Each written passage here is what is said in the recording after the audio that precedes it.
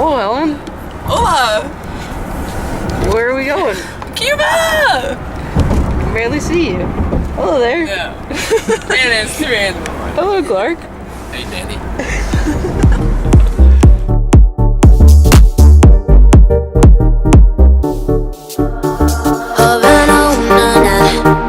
Half of my heart is in Havana, ooh, nah, nah. He took me back to East Atlanta, nah, nah, nah. Oh, but my heart is in Havana. There's something about his manners, Havana, ooh, nah, nah.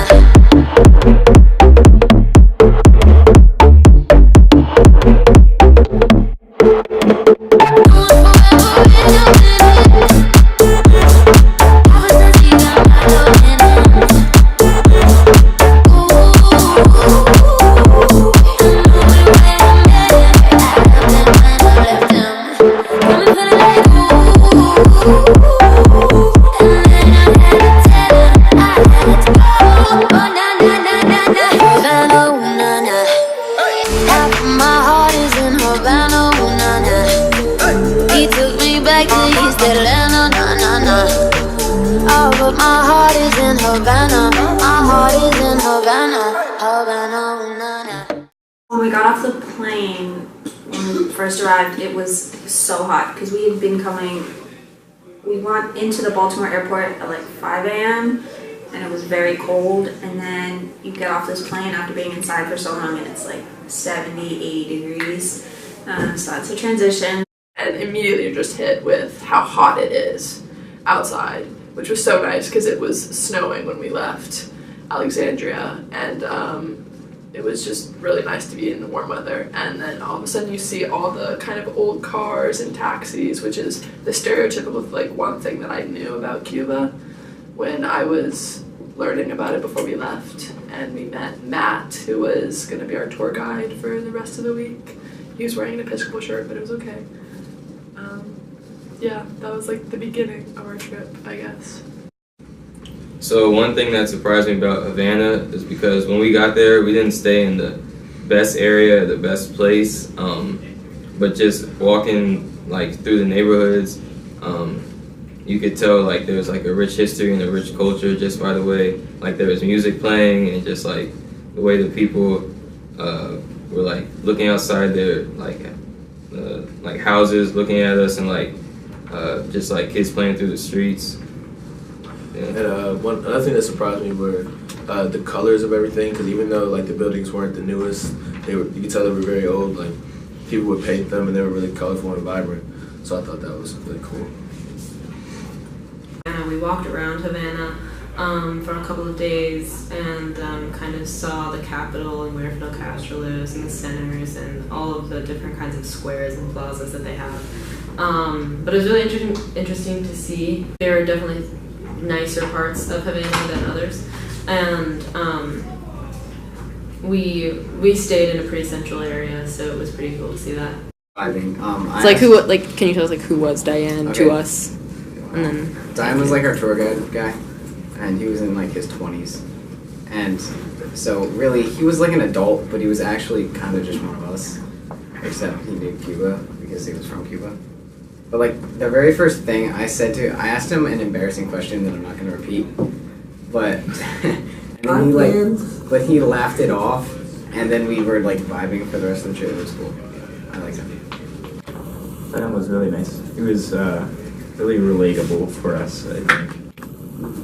In the face is Diane, if YES spells yes, yeah. what does EYES spell? Sorry. Y-E-S. Are you recording me? Oh yeah. YES spells yes. Uh-huh. What does EYES spell? Ice. Yes. Okay. What did we eat in Cuba? Like, what was our meal basically every day? Beans. So rice, beans, and meat. We ate a whole lot of rice and beans. I thought the food was really good. We had like pork or ham every single meal. We had eggs pretty much every single morning. And What is it? It's chicken. What's it called? Grape. A chicken grape with just chicken. And you got a ham and cheese grape that looks very delicious. My favorite food was the carne rosado, which was kind of a pulled pork. That was my favorite meat, although we were offered a lot of different options such as chicken and steak and all that. But we were able to have a lot of variability. This is my food. Sushi. This is my food. It's called ropa de vieja. No, it's not. Oh my god. Where's your food? I got chicken barbecue. Oh, very nice. Okay, so I think right when we got to the airport, we got our itinerary, and then the chaperones told us we were gonna have a dance class, and everyone was really skeptical and reluctant because we were kind of awkward with each other. We didn't want to expose ourselves dancing, but once we finally got to the actual dance classes, we had by then built bonds with our leaders, Rosemary and Diane, and so by then we felt comfortable with them, and then we just kind of let ourselves go. And 3, 5, 6, 7. 1, 2, 3, 5, 6, 7. 1, 2, 3, 5, 6, 7. 1, 2, 3, 5, 6,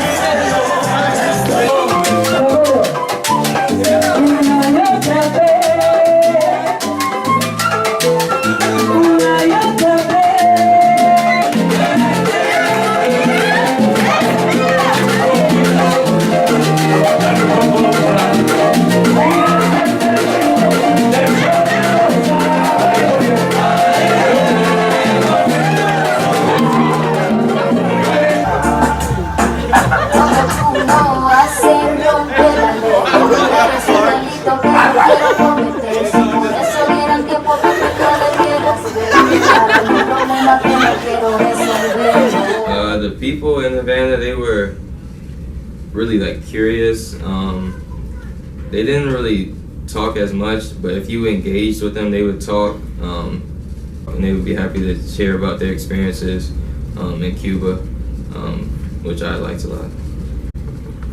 Yeah, most of the people that we did talk to asked where we were from, and we told them United States. They do USA, so they do all that, and I thought that was kind of funny. But most of the people, they weren't that open, but if you did kind of talk to them, they would open up. Some of them could be kind of pushy too. The people that were selling things, be a little pushy, but yeah. They don't pronounce S's at the end of a sentence, so or not at an end of the word. They don't pronounce S. So it was kind of hard to read them with the taxi drivers when we would go in their cars. We would go in their cars. We wouldn't really speak to them, but if we did, or if we asked them questions, it would be kind of hard to kind of depict their what they were saying, the words that they were saying. So it was a little hard to piece together, at least for those of us who half knew Spanish or weren't as fluent as some others. Not knowing Spanish there was really weird, especially since a lot of people there didn't speak much English to any English. But knowing French could be helpful in certain places since the languages are so close together. I could understand bits and pieces of what people were saying, and then also through other students I could ask questions and understand what people were saying. I found there was no more magical moment than when you said something in Spanish and they were able to understand you and you were able to have a conversation with them.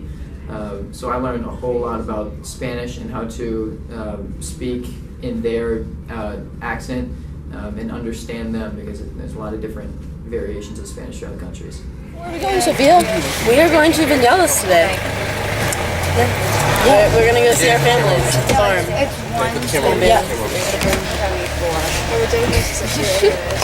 That's a Cuban joke. That's a Cuban inside joke. Hey, you from? I just say where you are. Family was really nice. They didn't speak much English, but still they're really nice. Chase helped. Yeah, I had to translate most of it, most of what they said, because of course he speaks French. Yeah, but they're really accepting. I mean, the food they made was just amazing, and they're just really nice about letting us stay in the house. Yeah. Which one does we say? Okay. How are your homestays? Lit. Yeah. Like, how are the people? She's like, nice. Yeah, she was really nice. She gave us pancakes every morning with honey. That was They gave us way too much to eat. Yeah. Yeah. Yeah.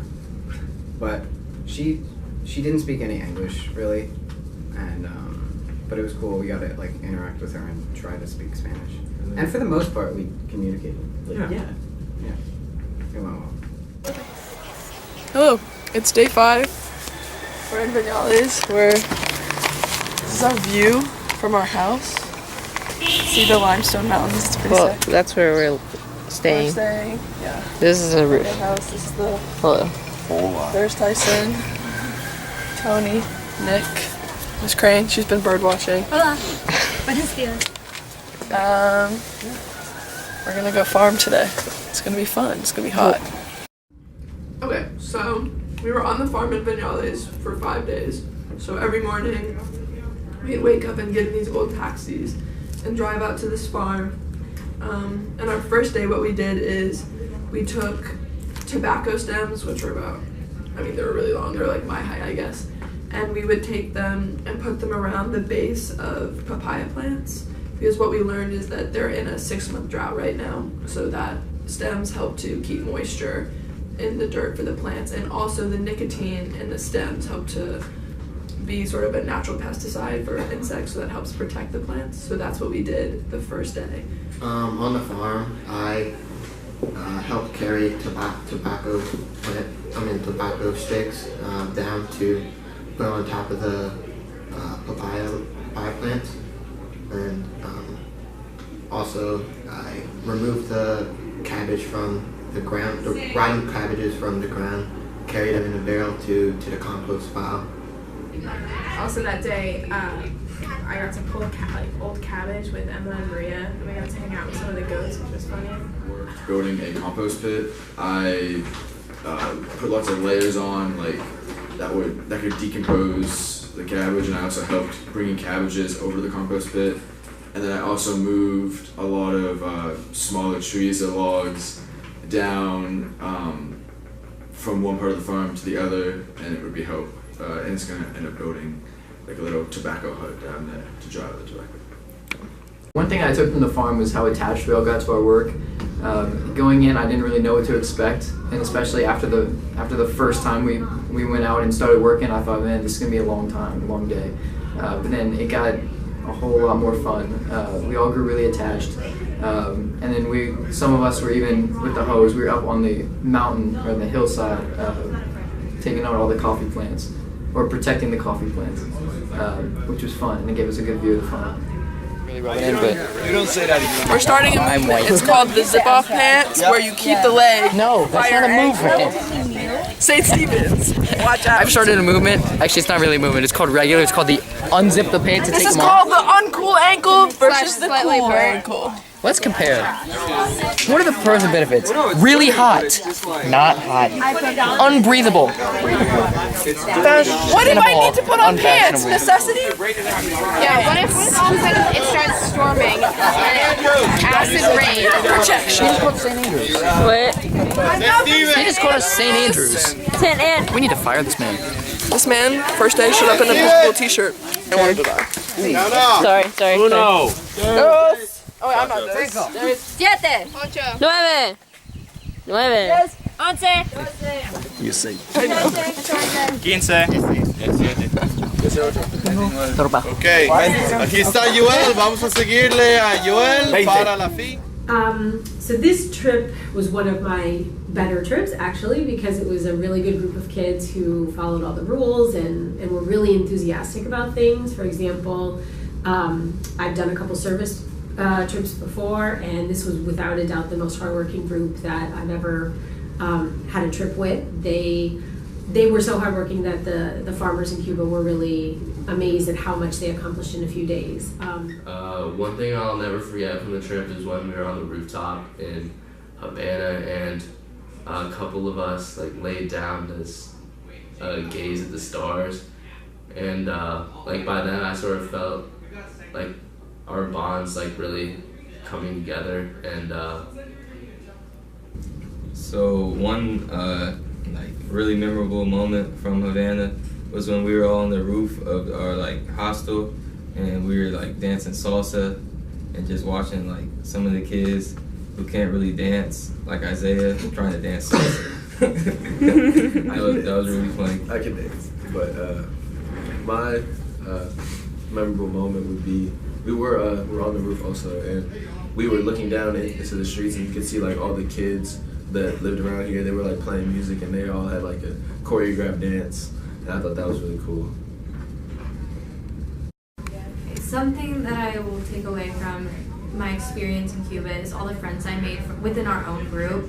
It was so special because going into it, I was kind of nervous, like, oh, are there going to be cliques? And I was just kind of nervous, but everyone turned out to be so welcoming, and we really just worked together very well as a group. It was just hanging out and playing cards with everyone, and especially with Dion, and he taught us the zoo game and all the different animal sounds in Spanish, for example, crow crow. And in Cuba, the rooster goes kikiki is what Dion taught us, and I guess just the friendship that we all made with him, I guess, and just how friendly everyone is, and how open, and how much of a community it is, and how we immediately were welcomed into that community. I think is something that I'll take with me for a long time. Overall, this trip was incredibly rewarding. I got much more out of it than I could have ever expected. The people we met and the relationships we formed, both within our own community and with the native Cubans, was absolutely incredible. And it's a trip that I will always remember.